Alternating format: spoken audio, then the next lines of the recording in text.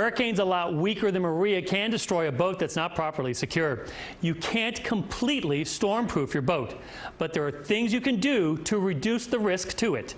Here's what John Michael Cornell, the general manager of the Hurricane Cove Marina and Boatyard, told me.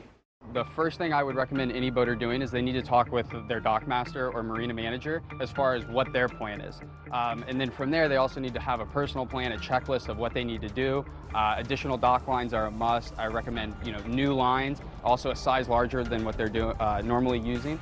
And then from there, removing anything that can be obviously blown away. Any boater needs to make sure that their boat is operating correctly in the first place. Other things that they need to be considerate of is looking at the boats around them and making sure that their boats are tied. Know your neighbors, know who you're docking next to, have their contact information, because a boat next to you, if it's not done correctly, it can also damage your boat. So it's just kind of being mindful of who, what your surroundings are essentially.